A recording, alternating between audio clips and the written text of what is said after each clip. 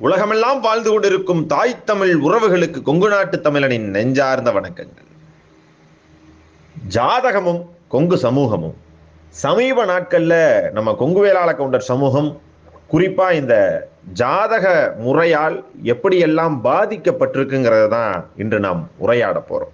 முன்பெல்லாம் ஒரு 1950க்கு முன்பெல்லாம் ஒரு திருமணம் என்றால் நம் குலதெய்வ கோவில்களில் தான் ஒரு வாக்கு கேட்கும் முறை நமக்குள்ள இருந்தது, பெரியோர்களால் உறுதி செய்யப்பட்டது. ஆனா இன்றைய காலகட்டத்தில் எப்படி போயிருச்சுன்னா, ஒரே கிராமத்துக்குள் திருமணம் செய்வதே ஒரு தவறான கண்ணோட்டம் போல போயிருச்சு.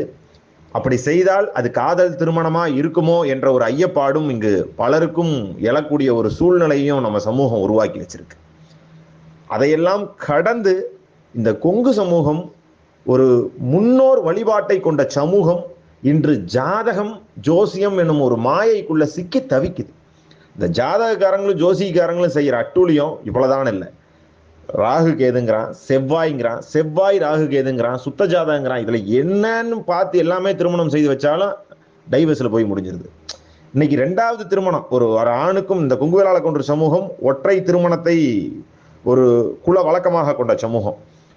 குழந்தைகள் இல்லாதவர்கள் 2வது திருமணம் பண்றதுல என்னை பொறுத்த வரைக்கும் தனிப்பட்ட முறையில எந்த ஒரு தவறும் இல்லைன்னு நான் நினைக்கூடியவன். குழந்தை இல்லாமல் ஒரு கணவனோ மனைவியோ இறந்துடுறாங்கன்னா, ஆனால் தனக்குன்னு ஒரு குழந்தை இருக்கும்போது ஒரு ஆண் இன்னொரு பெண்ணை மணப்பது மிகப்பெரிய தவறு. ஒரு பெண்ணை தெரிந்து கரம் பிடித்து விட்ட பின்னால் இன்னொரு பெண்ணின் பின்னால் செல்வது நம்மளுடைய ஒழுக்க நெறிக்கு தவறானது. அப்படி இருந்தவங்களை நம்மளுடைய இனம், நம்மளுடைய முன்னோர், நம்மளுடைய மரபு அதை ஏத்துக்காது. அப்படிப்பட்ட ஒரு ஒழுக்க நெறியை கொண்ட சமூகம் அது. ஒரு பெண்ணும் அதை போலவே ஒரு ஆணின் மீது வயப்பட்டு விட்டால் அந்த ஆணை தவிர்த்து இன்னொரு ஆணுடன் செல்வது ஒரு அசிங்கம்னு கருதக்கூடிய ஒரு சமூகமா இந்த சமூகம் இன்று வரை இந்த தமிழ் நிலப்பரப்புல வாழ்ந்துகிட்டு இருக்கு. அப்படிப்பட்ட சூழல்ல இந்த ஜோசியமும் ஜாதகமும் நம் சமூகத்தை எப்படியெல்லாம் சித்திரவதைப்படுத்தி எப்படியெல்லாம் மன அழுத்தத்தை கொடுக்குதுன்னு பாத்தீங்கன்னா, சொந்த வீட்டுல இருக்கக்கூடாதுங்கிறான், பூர்வீகத்துல இருக்கக்கூடாதான். அப்ப பூர்வீகத்துல வீடெல்லாம் இடிச்சு போடலாமான்னு கேட்க வேண்டியதா இருக்கு இன்னைக்கு காலகட்டத்துல. ஜோசிகாரன்ட்ட போனாவே மாப்பிள்ளை பூர்வீகத்தில் இருக்காருங்க, பொண்ணுக்கு ஆகாது அப்படிங்கிறான். அப்ப என்னடா பண்ணலாம், மாப்பிள்ளை வீட்டையெல்லாம் ஜேசிபி வச்சு இடிச்சிடலாமா அப்படின்னு தான் கேட்க தோணுது. மாப்பிள்ளை எந்த வீட்டில் இருந்தா ஜோசிகாரனுக்கு என்ன, பெண் கொடுக்கும் நமக்கு என்ன? என்னங்க இது ஒரு ஒரு அருவருக்கத்தக்க விஷயமா போயிட்டு இருக்கு. ஒரு நம்பிக்கை, அவ்வளவுதான். நம்ம முன்னோர்லாம் என்ன பண்ணிட்டு இருந்தாங்க, குலதெய்வ கோயிலுக்கு போவாங்க, ஒரு வாக்கு கேட்பாங்க, ஒரு பூ கேட்பாங்க, சயனம் கொடுத்துருச்சுன்னா அது ஒரு நம்பிக்கைக்காக தான். உடனே திருமணத்தை செய்வாங்க, தடவழி சயனம் பார்ப்பாங்க, அதிகபட்சம் அவ்வளவுதான். அதுலயும் ஒரு விதவை பெண், ஒரு தூய்மையான விதவை பெண்ணை எல்லாம் பார்த்துட்டு போனா ரொம்ப நல்ல சகுனம் பாங்க. எப்படி ஒரு வித்தியாசம் பாருங்க. பிற பகுதிகளெல்லாம் ஒரு விதவை கிராஸ் ஆயிட்டாலே அது அசிங்கம்னு சொல்லக்கூடிய, அதுக்கோ அது ஆகாது அப்படிம்பாங்க. ஆனா நம்ம பகுதியில ஒரு ஒழுக்கமான விதவை பெண், வெள்ளை சேலை கட்டிட்டு ஒரு ஒழுக்கமான தூய்மையின் சின்னமான விதவை பெண் போயிட்டா சக்சஸ், ஆஹா இந்த அம்மாவை பார்த்துட்டு போனா எல்லாமே நல்லதா நடக்கும் அப்படிம்பாங்க. ஸோ இப்படி ஒரு வித்தியாசமான ஒரு பகுதி இந்த கொங்கு பகுதி. குறிப்பா இந்த கொங்கு பகுதிகளில் இந்த கொங்கு வேளாள கவுண்டர் சமூகம் அடர்த்தியா வாழக்கூடிய பெரும்பான்மை சமூகம். அடுத்த நிலை பறையர்களாகட்டும், அருந்ததிர்களாகட்டும், இல்ல கொங்கு வேடுவ கவுண்டராகட்டும், நாடார்களாகட்டும், செங்குந்த முதலியார்களாகட்டும், எல்லா சமூகமே, வன்னியர்களாகட்டும், இப்ப எல்லா சமூகமுமே இந்த ஜாதக முறையால் பாதிக்கப்பட்டு நிக்குது. எல்லா சமூகத்திலையுமே இந்த பெண் பிரச்சனை, திருமண பிரச்சனை, அதுக்கு முக்கிய தடையா இருக்கக்கூடியது இந்த ஜாதகமும் ஜோசியமும். குறிப்பா இந்த கொங்கு சமூகத்தில் ஜாதகம் ஒழிப்போர் சங்கம்னு ஒரு சங்கமே ஆரம்பிச்சா கூட தப்பில்லைன்னு தோணுது. நம்ம போய் காட்டினா ஆஹா எல்லாமே அருமையா இருக்குன்னு சொல்லிட்டா திரும்ப எதுக்கு நம்ம போறோம் ஒரு ஜோசிக்காரங்கிட்ட?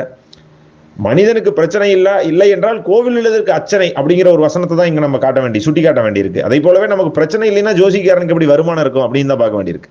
ஒரு சில ஜோசிக்காரங்க அந்த ஜோசியம், அந்த ஒரு வானிலையை வைத்து கணித்து அந்த ஒரு ஆஸ்ட்ராலஜரா இன்னைக்கு வாழ்ந்துட்டு இருக்கிறவங்க தங்களுடைய வாழ்வே அதுதான் கருதி காசே வாங்காம அது ஒரு ஃப்ரீ சர்வீஸா செய்யறவங்களும் இருக்காங்க. அதெல்லாம் ரொம்ப சொற்பம் தான். இந்த ஜாதகக்காரன் அதோட நிறுத்திக்கிறது இல்லை. என்ன பண்ணிடுறான்னு பாத்தீங்கன்னா, பையனுக்கு சரியில்லைங்க, கல்யாண வயசுல அந்த வீட்டுல பொண்ணு இருக்கும் பையனும் இருக்கும். அப்ப என்ன பண்ணுவான்னு பாத்தீங்கன்னா, பொண்ணுக்கு சரியா ஜாதகம் இல்லைங்க, நீங்க பையனுக்கு ஃபர்ஸ்ட் கல்யாணம் பண்ணிருங்கன்றான். அப்ப அவனுடைய நம்ம ஆளுங்க என்ன பண்ணிடுறாங்க, சரி என்னடா பண்றது, பையனுக்கு தான் பொண்ணு கிடைக்கிறது இல்லையே அப்படின்னு சொல்லி டக்குன்னு பண்ணிடுறாங்க. அப்ப அந்த பொண்ணுடைய மனநிலையில இருந்து எதையுமே யோசிச்சு பாக்குறதே இல்லை. விட்டா பையனுக்கும் வயசு தாண்டிக்கிட்டே போகுது. ஒரு சிலர் தவிர்க்க முடியாத சூழ்நிலைகளால் பண்றவங்க வேற. ஆனா அது எப்படி ஒரு தவறான முன்னுதாரணமா போயிருது தெரியுங்களா? அந்த பெண் வேறொரு முடிவை எடுத்து பெற்றோருக்கு தெரியாமல் வேறொரு முடிவு எடுக்கக்கூடிய சூழ்நிலையும் உருவாக்கிறது. அப்ப இதெல்லாம் எங்கிருந்து உருவாகுது? இந்த ஜோசிக்காரன் ஜாதகக்காரனால் இருந்துதான். என் தாத்தா பாட்டிக்கு எந்த ஜாதகமும் பார்க்கல, அவங்க பொழைக்காத பொழைப்பா, அவங்க கிட்ட இல்லாத அந்த ஒற்றுமையா, அவங்க கொண்டு வராத முன்னேற்றமா? ஆனா இன்றைய நிகழ்காலம் ஏன் இதை நோக்கி ஓடுது? ஏன் இந்த ஒரு ஜாதகத்தையும் ஜோசியம் என்கிற ஒரு மாயைக்குள்ள போய் நம்ம எல்லாம் சிக்கிக்கிறோம்? போதுங்க, அளவோட இருப்போம். எந்த ஆசைகளை எல்லாம் கொஞ்சம் குறைச்சிக்கிட்டு நம்மளுடைய குலதெய்வத்தை நம்பி எதை வேணா செய்யலாங்க. நம்மளுடைய முன்னோர்கள் வழிபட்ட அந்த ஒரு தூய ஆத்மாக்கள் நம்மளை வந்து துரோகம் பண்ணிட மாட்டாங்க, நம்மளை ஏமாத்திட மாட்டாங்க. ஒரு அடிப்படையிலிருந்து யோசிச்சு ஒரு எதிர்பார்ப்புகளை குறைத்து முடிந்த அளவுக்கு தெரிந்த இடங்களில் திருமணத்தை செய்து வசதி வாய்ப்பை பார்க்காம பொருளாதாரத்தை பற்றி சிந்திக்காம, காசு குணம் இன்னைக்கு ஒருத்தர்கிட்ட இருக்கு நாளைக்கு ஒருத்தர்கிட்ட இருக்குதுங்க, அதை வைத்து தீர்மானிக்காம முடிந்த அளவுக்கு நல்ல குணமா உரம்பரைக்கு ஆகுமா சொந்த பந்தமா என்பதையெல்லாம் பார்த்து ஒரு முடிவு எடுத்தால் அவர்களுடைய வாழ்க்கையெல்லாம் ரொம்ப சிறப்பா இருக்கு. ஆனா பல ஜோசிக்காரன் போனா 500 தான் 1000 தான், ஒன்றும் பண்ண முடியல. முன்னாளில் முதல்ல புரோக்கருங்கிற ஒரு கல்ச்சர் இருந்ததுங்களா நம்ம சமூகத்துல? முதியோர்கள் இல்ல பெண் வீட்டுக்கும் மாப்பிள்ளை வீட்டுக்கும் சம்பந்தப்பட்ட நல்ல ஒரு மீடியேட்டர் இருப்பாங்க. சொந்த பந்தத்துக்குள்ளேயே உன் பிள்ளையை கூடுறா, எந்த தப்பும் இருக்காது, பையனை கூடு, எந்த தப்பும் இருக்காது, கருப்பெண்ண சிவப்பெண்ண சொந்த பந்த தாய் பிள்ளைக்குள்ள கட்டிவையெல்லாம் நல்லா இருக்கட்டும் அப்படிம்பாங்க. நம்மளுடைய குலம் செழித்து நல்லா இருக்கிறோம் குலதெய்வத்தின் அருளால. ஆனா இன்றைய காலகட்டம் பவுனுக்கு ஏத்த மாதிரி பைசா கேட்கறாங்க. ஒரு புரோக்கர் பவுனுக்கு ஏற்ற மாதிரி பைசா கேட்குறான், காசு கேட்குறான். ஒரு பவுனா எனக்கு இவ்வளோ 1000 ரூபா கமிஷன் அப்படின்னு கேட்குறான். வரதட்சணை வாங்குவதும் கொடுப்பதுமே குற்றம். அது தனி மனித வெறுப்புக்குள்ள விட்டுறலாம், அதை பற்றி பேச வேண்டாம், அது வேற டாபிக். ஆனால் இந்த ஜாதக முறையில் வந்து இன்னைக்கு பார்த்தீங்கன்னா இந்த ஜாதகம்னு ஒன்று எடுத்துகிட்டு போனோம்னாவே ஜோசிகாரம் பார்த்தா அந்த தோஷம் இருக்குது, கொடுமுடிக்கு போய் கல்யாணம் பண்ணிட்டு வா, இருதாரம் இருக்குது, அது இருக்குது, இது இருக்குது. யோ, அப்படி எல்லாம் இருக்குதுன்னு சொல்ற ஜோசிகாரனே அவன் குடும்பத்தை போய் பார்த்தோம்னா பிரச்சனை இருக்குது. ஏன் அவன் பிரச்சனையெல்லாம் சரிப்படுத்திக்கிறது இல்லை. இதை நம்ம பேசுறதுனால நம்ம ஜாதகத்துக்கோ இல்லை கடவுள் மறுப்பாளர்கள் எதிர்ப்பாளர்கள் அதெல்லாம் ஒரு வெங்காயமும் இல்லை. நம்ம ஒழுக்க நெறியோடு வாழ்றோம். நமக்கு குலதெய்வத்தினுடைய அருளும் பக்தியும் சாவர வரைக்கும் நமக்கு இருக்கணும், அதுல மாறுபாடே இருக்கக்கூடாதுங்க. ஆனா நேரம் என்னங்க, மனிதன் கரெக்டா இருந்துட்டா நேரம் வந்து நம்மளை எப்படி தடுத்துரும் இல்ல பாதுகாத்துரும்? நான் யோசிக்கக்கூடிய என்னுடைய கருத்தா இந்த இடத்துல நான் பதிவு பண்றேன். ஒரு மனிதன் கரெக்டா இருந்துட்டா நேரம் வந்து அவனை எப்படி தடுத்துட முடியும்? அதை போலவே இந்த குறிப்பா இந்த அப்படி விருப்பம் இருக்கிறவங்க ஜாதகம் பார்த்தே கண்டுட்டோம். ஆனா அந்த ஜாதகத்திலும் ஒரு வரையறையோட இருங்க. ஒரு பையன் கேட்கறான், என்னுடைய தங்கச்சிக்கு வந்து அந்த மாப்பிள்ளை கரெக்டா செட் ஆகுதுடா, ஆனா ஜோசிகாரர் சொல்றாரு அந்த மாப்பிள்ளை வந்து பூர்வீகத்துல இருக்கக்கூடாதாமா அப்படிங்கிறாங்க. அதை கேட்கும் போது எனக்கு அப்படியே பௌத்திரிச்சலா இருக்கு. ஏன்னா நீ பொண்ணு கொடுக்காட்டிப்போ அவன் எந்த வீட்டுல இருக்கணும்னு முடிவு பண்றதுக்கு நீ யாரு? அப்ப பூர்வீகத்தை பூரா விட்டுட்டு எல்லாம் ஊட்ட பூரா இடிச்சு தள்ளிட்டு எல்லாம் வாடகை வீட்டுக்கு போலாமா வித்துப்பிட்டு? என்ன ஒரு அடிப்படை இல்லாம ஒரு புரிதல் இல்லாத படித்த இளைஞர்கள் கூட இன்னைக்கு அந்த மனநிலையில இருக்காங்கன்னு பார்க்க வேண்டியிருக்கு. இதெல்லாம் எவ்வளவு பெரிய ஒரு முட்டாள்தனம். நல்ல குடும்பமா, நல்ல பையனா, எந்த ஒரு தீய பழக்கத்துக்கும் அடிமையாகாம இருக்கானா, பூர்வீக சொத்து இருக்கா, போதும். இதுக்கு மேல என்னங்க வேணும்? பூர்வீகம் ஓரளவுக்கு ஒரு சூழ்நிலை சரியில்லைன்னா கூட அதை வித்து சரி செஞ்சுக்கிற அளவுக்கு அவன்கிட்ட பூர்வீகம் இருக்குதா, போதும். அவங்க சாதிசனம் உரம்பரைக்கு ஆகுமா?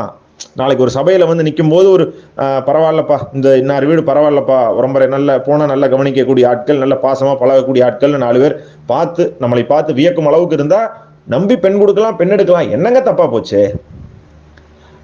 இன்னொரு கோஷ்டி இப்போ உருவாகுது, புதுசா பந்தா பண்ற கோஷ்டி. எங்களுக்கு அது இருக்குதுங்க, இது இருக்குதுங்க, என் பொண்ணுலாம் சென்னையில வேலையில இருக்குதுங்க, எதுக்குமே இங்கெல்லாம் வராதுங்க, அப்படியே அது ஒரு கௌரவமா பேசுறான். இப்படிப்பட்ட இந்த எந்த கார் வந்தாலும் உடனே நான் புக் பண்ணிடுவேங்க, எனக்கு தெரியாத ஆளே கிடையாதுங்க. அப்படியே இந்த புதுசா அதுவும் இந்த ஒயிட் பாத்தீங்கன்னா கண்ணை பறிக்கும், அந்த அளவுக்கு பண்ணிக்கிட்டு பந்தா பண்ற கோஷ்டியும் உருவாயிட்டு இருக்காங்க. இதையெல்லாம் தவிர்த்து நம் முன்னோர்கள் இப்படி இருந்திருந்தா நமக்கு எதையுமே கொடுத்துட்டு போயிருக்க முடியாது. நாம இதையெல்லாம் கொஞ்சம் ஒரு வரையறைப்படுத்தி ஒழுக்கத்தை ஏற்படுத்தி இதெல்லாம் ஒரு முறைப்படுத்தாம போனோம்னா அடுத்த ஜெனரேஷனுக்கு நம்ம எதையுமே கொடுத்துட முடியாது. அவங்கெல்லாம் நம்ம வாழும் பகுதிகளிலேயே அகதிகளா வாழக்கூடிய சூழ்நிலை உருவாகிரும். அதை மட்டும் நல்லா புரிஞ்சுக்கோங்க. இந்த ஜாதக முறையால் ஒளியும் இந்த கொங்கு சமூகத்தை மீட்டெடுத்தே ஆகணும். எதை கொண்டு போய் கொடுத்தாலும் இது சரியா வராது, மனப்பொருத்தம் வராது, அந்த பொருத்தம் வராது. ஏப்பா கட்டி வைக்கிறோம், அவை அதுக்கு மேல நல்லா இருக்கிறாங்க, நல்லபடியா பொழைக்கிட்டோம். நம்ம குலதெய்வங்கள் எல்லாமே குலதெய்வத்தில் வாக்கு கேட்டாலோ பூ கேட்டாலோ அது ஒரு நம்பிக்கைக்காக தான். பெரும்பாலும் நம்மளுடைய முன்னோர் தான் நம்ம குலதெய்வம். நம்மளுடைய குலதெய்வங்கள் நம்மை வந்து அழித்துறாது. நமக்கு ஒரு மன கஷ்டமா போய் சாஷ்டாங்கமா நம்ம குலதெய்வத்தின் காலில் நீட்டி உளுந்து அந்த திண்ணீரை வச்சுட்டு வந்தோம்னாவே நமக்கு நல்லதுதான் நடக்கும். அதையெல்லாம் மறந்து இன்னைக்கு நாம வந்து ஜோசிக்காரங்கிட்டையும் இல்ல எங்க தெரிஞ்ச ஒரு சாமியார் இருக்காரு, பூசாரி இருக்காருன்னு அவனுக்கிட்ட போய் நம்ம கேட்டோம்னா அவங்க சொல்றதெல்லாமே எதையோ ஒரு குறையை மட்டும் சொல்லிட்டு போயிடுறாங்க, நிறைய மறந்துடுறாங்க. இல்ல பூர்வீகத்தில் இருக்கக்கூடாதுன்னு ஒரு குண்டை தூக்கி போட்டு போயிடுறான். இல்ல இதை கொஞ்சம் இடிச்சு ஆல்டர் பண்ணுன்னு சொல்லி ஒரு 5 லட்சம் ரூபாய்க்கு மொய் வச்சுட்டு போயிடுறான். அதை தவிர்த்து பாத்தீங்கன்னா ஒரு நல்ல இடமா இருக்கு, இந்த இடம் அமைஞ்சிட்டா பரவாயில்லன்னு கொண்டு போய் ஜாதகத்தை கொடுப்பாங்க, அதுக்கு வெடி வச்சுட்டு போயிடுவான், அதெல்லாம் அமையாத மாதிரி பண்ணி விட்டு போயிடுறான். இப்படி ஒரு சூழ்நிலைகளை எல்லாம் தவிர்க்கணும்னா முதலில் பெண்ணை பெற்றவர்களும் பையனை பெற்றவர்களும் எதிர்பார்ப்புகளை குறைத்து கொண்டு, இது குடும்பத்துக்கு ஆகுமா, இந்த இடத்துல நம்ம கல்யாணம் பண்ணோம்னா அது உரம்பரைக்கு ஆகுமா, குடும்பத்துக்கு ஆகுமா, நல்ல இடமா இருந்து குலம் செழிக்குமாங்கிறத முன்னிலைப்படுத்தி செய்யணும். முடிந்த அளவு இந்த இரண்டாம் திருமணங்கள் எல்லாம் எங்கிருந்து உருவாகுதுன்னா, இந்த ஜாதகம் ஜோசியம் சொல்லி தெரியாத இடத்துல போய் கல்யாணம் பண்றதுல தான் இந்த இஷ்யூஸ் வருது. அப்ப தெரிஞ்ச இடத்துல கட்டினா இந்த டைவர்ஸ் இஷ்யூஸ் எல்லாம் வரது இல்லையானா அதுலயும் 1-2 வருதுங்க. ஆனால் எண்ணிக்கை குறையும். ஒரு நல்ல வலுவான ஒரு இடையில இருந்தாருன்னா, நம்ம தாய் பிள்ளைக்குள்ள சொந்த பந்தம் இருந்தாங்கன்னா, பேசி ஒரு சின்ன பிரச்சனை வந்தா கூட அதை சரி செஞ்சிருவாங்க. ஒண்ணு வேண்டாங்க, வெளிப்படையா கேட்கிறேன், இன்னைக்கு எத்தனை இடங்கள்ல 1 கிலோமீட்டர் ரேடியஸ்குள்ள ஒரு பொண்ணு இருந்தா பையனை கல்யாணம் பண்றதுக்கு அவங்க ரெடியா இருக்கிறாங்க. பக்கத்துல வேண்டாங்க அப்படிம்பாங்க. ஏன்? அந்த மனநிலையெல்லாம் மாத்திக்கணும். நானும் அந்த மனநிலையில் இருந்தவன் தான். அந்த மனநிலையிலிருந்து மாறி புரிந்து பேசிட்டு இருக்கேன். ஸோ நாம தான் நமக்கான வாழ்வியல் என்ன அப்படிங்கிறத முதல்ல சித்தரிச்சுக்கணும். அதுல இருந்து நாம தான் தெளிவு பெறணும். இனி வரும் காலங்கள்ல நம்ம எதிர்பார்ப்புகளை குறைத்து கொண்டு தொடர்ந்து எங்களோடு இணைந்திருங்கள். இந்த வீடியோஸ் எல்லாம் பிடிச்சிருந்தா அனைவருக்கும் பகிருங்கள்.